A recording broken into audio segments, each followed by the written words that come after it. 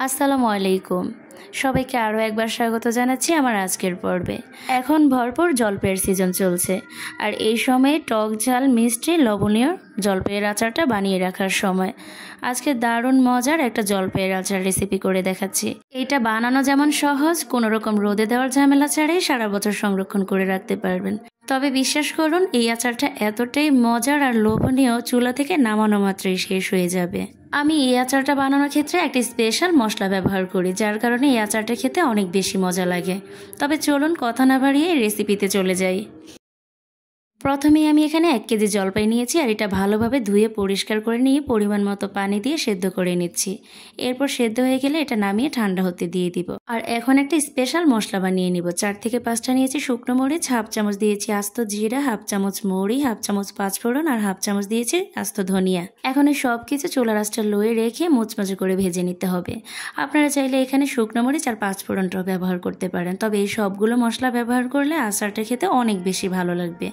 মুচমুচে ভাজা হয়ে গেলে এগুলো নামিয়ে ঠান্ডা করে শিলপাটে অথবা ব্লেন্ডারে গুঁড়ো করে নিতে হবে। যে জলপাইগুলো আমি সিদ্ধ করে নিয়েছিলাম সেগুলো ঠান্ডা হওয়ার পরে হাত দিয়ে ভালো করে ম্যাশ করে নিচ্ছি। দেখেই হয়তো বুঝতে পেরেছেন জলপাইগুলো কতটা ভালোভাবে সেদ্ধ হয়ে গিয়েছে। খুব ভালোভাবে ম্যাশ করে নেওয়া হয়ে গিয়েছে আমার। চুলায় একটা কড়াই বসিয়ে দিয়েছি, আর তার মধ্যে দিয়ে দিচ্ছি 200 গ্রাম সরিষার তেল। এরপর এখানে দিয়ে দিব 1 চামচ পরিমাণে রসুন কুচি। রসুন কুচিটা কিন্তু অবশ্যই ব্যবহার করবেন। এরপর রসুনের একটা কাঁচা গন্ধ যাওয়া পর্যন্ত প্রায় 4 থেকে 5 মিনিটের মতো ভেজে নিচ্ছি। তারপরে যে জলপাইগুলো আমরা সেদ্ধ করে নিয়েছিলাম সেই জলপাইটি এখন এর মধ্যে দিয়ে দিব। এখন তেলের মধ্যে জলপাইটা দিয়ে প্রায় 4 থেকে 5 মিনিটের মতো আমি একটু ভেজে নিচ্ছি। চুলার আঁচটা কিন্তু অবশ্যই লোয়ে রেখে এই কাজটা করতে হবে, তা না হলে কিন্তু নিচে দিয়ে পুড়ে যেতে পারে। এখন আমি এর মধ্যে 1 কাপের 3 ভাগের 2 ভাগ দিয়ে দিব গুড়, আর 1 ভাগ দিয়ে দিব চিনি। এখানে আমি মোট 1 কাপ পরিমাণে গুড় আর চিনি ব্যবহার করেছি। আপনারা চাইলে এখানে পুরোটাই চিনি অথবা পুরোটাই গুড় ব্যবহার করতে পারেন। তবে এই আচারের মধ্যে গুড় আর চিনি যদি দুটোই ব্যবহার করেন তাহলে কিন্তু খেতে অনেক বেশি ভালো লাগবে। এরপর এখানে দিয়ে দিচ্ছি স্বাদ মতো লবণ, 1/4 চামচ দিয়েছি হলুদ গুঁড়ো, আর 1 চামচ দিয়ে দিয়েছি মরিচের গুঁড়ো। এরপর এই সব কিছু জলপাইয়ের সাথে খুব ভালো করে মিশিয়ে নিচ্ছি। এখানে যেহেতু আচারটা আমি টক ঝাল মিষ্টি বানাবো, তাই আমি এখানে 1 কাপ পরিমাণে চিনি আর গুড় ব্যবহার করেছি। আপনারা যদি বেশি মিষ্টি খেতে পছন্দ করেন তাহলে বাড়িয়ে দিতে পারেন, তবে আচারটা টক ঝাল মিষ্টি ভালো লাগে। যে মশলাটা আমি আগে থেকে বানিয়ে রেখেছিলাম সেখান থেকে 1 চামচ রেখে আর পুরোটা মশলা দিয়ে দিচ্ছি।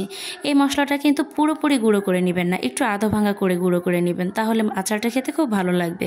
এখন এর মধ্যে দিয়ে দিচ্ছি 2 টেবিল চামচ পরিমাণে ভিনেগার। যেহেতু আচারটা সংরক্ষণ করব তাই এখানে 2 টেবিল চামচ ভিনেগার ব্যবহার করেছি। এরপর আবারও সব কিছু ভালো করে মিশিয়ে নিচ্ছি।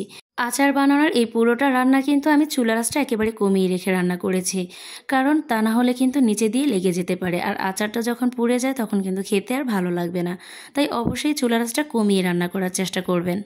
আর এই আচারটা বানাতে আমার প্রায় সময় লেগেছিল 30 থেকে 35 মিনিট। একেবারে শেষের দিকে আমি হাফ চামচ পরিমাণে বিট লবণ দিয়ে দিচ্ছি, আর যে মশলাটা রেখে দিয়েছিলাম 1 চামচ পরিমাণে সেটাই এখন দিয়ে দিচ্ছি। বিট লবণটা থাকলে অবশ্যই ব্যবহার করার চেষ্টা করবেন, এতে করে আচারের টেস্টটা অনেক বেশি ভালো আসবে। আর বাসায় কিভাবে খুব সহজে বিট লবণটা বানিয়ে নিতে পারবেন সেই রেসিপিটা কিন্তু আমি আপলোড করে দিয়েছি, লিঙ্কটা দিয়ে দিব, আপনারা চাইলে দেখে নিতে পারবেন। আমার আচারটা বানানোর প্রায় একেবারে শেষ দিকে, যখন দেখবেন আচার থেকে তেলটা ছেড়ে আসছে তখন বুঝতে হবে আচারটা আমাদের হয়ে গিয়েছে। আর কড়াই থেকেও কিন্তু সুন্দর মতো তুলে আসছে। আমি আপনাদেরকে দেখিয়ে দিচ্ছি তেলটা কিন্তু আচার থেকে পুরোপুরি ছেড়ে দিয়েছে। আর এখন বুঝতে হবে আমাদের আচারটা একেবারেই রেডি। পুরোপুরি ঠান্ডা হওয়ার পরে এয়ারটাইট বক্সে রেখে আপনি সারা বছর সংরক্ষণ করতে পারবেন এই আচারটা। কোনো রকম রোদে দেওয়ার ঝামেলা ছাড়াই কিন্তু এটা সংরক্ষণ করে রেখে দিতে পারবেন। আচারটা দেখতে এত বেশি লোভনীয় ছিল আর এত মজার ছিল, সংরক্ষণ করব কি, চুলা থেকে নামানো মাত্রই শেষ হয়ে যাবে। বিশ্বাস না হলে একবার হলেও বাসায় এইভাবে ট্রাই করে দেখবেন। রেসিপিটা যদি আপনি হুবহু ফলো করে বাসায় একবার হলেও বানান, সবাই অনেক বেশি পছন্দ করবে। আমি আশা করছি প্রতিদিনের মতো আমার আজকের এই জলপাইয়ের আচারের রেসিপিটা আপনাদের কাছে ভালো লেগেছে। আর যদি ভালো লেগে থাকে তাহলে অবশ্যই আমার চ্যানেলটা সাবস্ক্রাইব করে সাথেই থাকবেন। যারা ফেসবুক থেকে দেখছেন অবশ্যই পেজে ফলো দিয়ে রাখবেন এরকম সহজ আর মজার রেসিপিগুলো পাওয়ার জন্য।